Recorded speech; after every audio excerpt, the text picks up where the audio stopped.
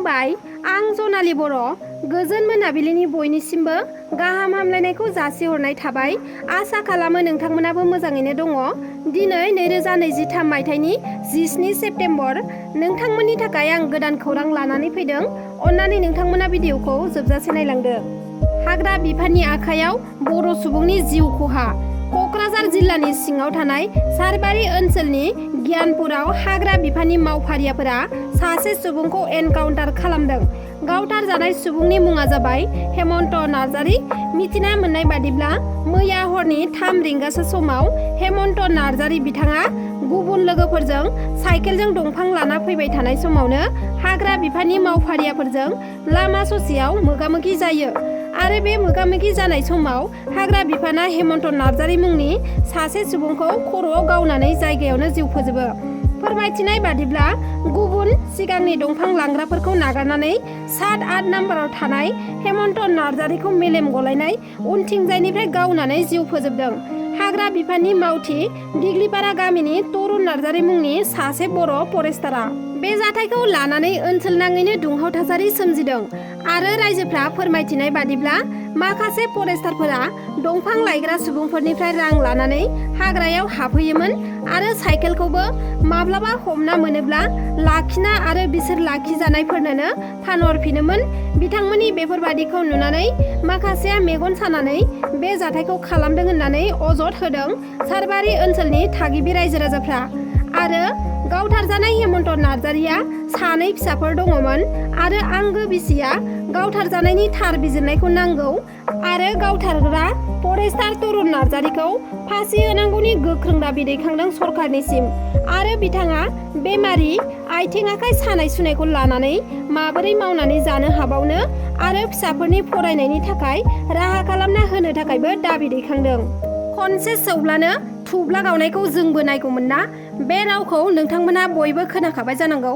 PMAYGनि न' लुनायाव नांगौ बादि इथा होनाय जाया, डुप्लिकेट इथा होनाय जायो, जायखौ खनसे सौब्लानो थुब्ला गावगोन होननानै BPF हानजानि आइजो गांखंआ बुंफैनायनि हेंथा। बिनि सायाव उदालगुरि UPPL आइजो गांखंआ खौरांगिरि मेल खुंनानै खेबसे सौब्लानो थुब्ला गावनायखौ दिन्थिनो थाखाय बुंफैदोंमोन आरो सौब्लानो थुब्ला गावनायखौ जोंबो नायगौमोन, ओरैनो खुगाजों बुंब्लाल' जाया होननानै बुंथिदोंमोन आरो जोंनो दिन्थियोब्लासो नंगौ सानगोन होननानै बुंथिदोंमोन बिथांमोनहा।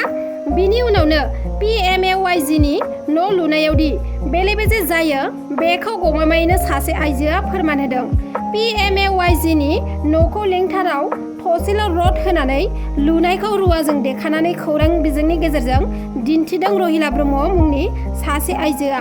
नोंथांमोना माब्लाबा खोनाफेरदोंना लिंथाराव रड होआलासेनो पाक्का न' लुनाय?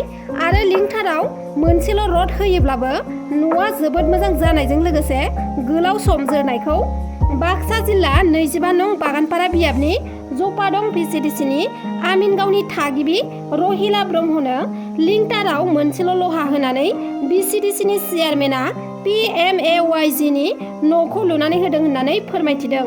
जाय न'खौ रहिला ब्रह्मआ केमेरानि सिगाङावनो रुवाजों देखुनानै मोनसेल' लहा होनायखौ रायजो राजानो दिन्थिदों। लिंथाराव मोनसेल' लहा होनानै सरकारनि न' लुनानै होनायखौ लानानै दुखु मोननाय फोरमायथिदों रहिला ब्रह्मआ। रहिला ब्रह्मआ फोरमायथिनाय बादिब्ला बिथाङा सासे रान्दि आइजो, फिसाया मैदेरनि गाग्लोबनायजों थांनाय 4 बोसोर सिगांनो थैना थांनो गोनां जादों। दा जोबोद दुखु खस्थ'नि गेजेरजों दिन हाजिरा मावब्लासो संसारखौ जानो हायो। रान्दि आइजोखौ बेबादि खालामनायखौ लानानै दुखु मोनदों होननानै फोरमायथिदों रहिला ब्रह्मआ। रहिला ब्रह्मआ फोरमायथिनाय बादिब्ला न' लुनाय समाव लिंथाराव मोनबेसे लहा होदों बेखौ नायनो थाखाय बिदोंमोन, नाथाय नायनो थाखाय खाबु होआखै। बेनि अनगायैबो बेनि सोमोन्दै VCDCनि चेयारमेनजों सावरायलायनायावबो लिंथाराव थसेल' लहा होनायजोंबो न'आ मोजां जायो आरो न'आ गोलाव सम जोरो होननानै बुंथिदों आरो गुबुन गामिफोराव न' लुनायाव लिंथाराव लहाखौनो होआखै होननानै VCDCनि चेयारमेन मन्टु गयारिया फोरमायथिदों होननानै बुंथिदों। बेनि अनगायैबो लिंथाराव 2-3 लहा होनायनि बेबादि सुबिदा गैया होननानैबो VCDCनि चेयारमेना बुंथिदों होननानै फोरमायथिदों रहिला ब्रह्मआ। जायनाखि बिथाङा दुखुथिया, फारसेथिं फिसाय गैया, बेनिखायनो सरकारि न'खौ जाहाथे मोजाङै लुनानै होयो बिनि थाखाय खावलायहरदों रहिला ब्रह्मआ। साइबार क्राइम रेकर्डजों लोब्बा थानाय गासै सा 191खौ आसामनि गुवाहाटीनिफ्राय हमनो हादों। टेक्न'लजिया जेसेबांनो आवगायदों एसेबांनो जोंनि जिउ खुंनायाबो गोरलै जादों। फारसेथिं जोंनि थाखाय खैफोदाबो बांदों।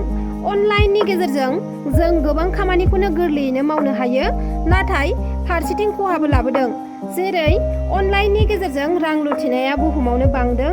आसामावबो गोबां सुबुंफोरानो बेनि बोलि जानो गोनां जादों। एकाउन्ट नाम्बार बिहरनानै रां लुथिनाय, उनाव माबा मोनसे जेंना जानायखौ खौरां हरनानै बेंकनि डिटेल्सखौ बिहरनाय, बेनि उनाव एकाउन्टआव लाथिख' खालामनानै होनाय, बेफोर जोंनि रायजोआवबो जाबोबाय थादों। बेनि सायावनो सं दाननानै गुवाहाटी पुलिसआ गुवाहाटीनि गं 8 कल सेन्टाराव सिग्रोमनानै सा 191 सुबुंफोरखौ हमनो हादों, जाय नों आं बायदि सरासनस्रा सुबुंनिफ्राय रां लुथियोमोन। हमजानाय सा 191नि मादाव सा 144आ हौवाफोर आरो सा 47आ हिनजावफोरमोन। बेनि गेजेराव साथामा मास्टार माइन्ड, अदेबानि गाहाय दैदेनगिरि। मुङा फारियै दिपज्योति देब 31 बोसोर बैसोनि, बिथाङा करिमगन्जनि।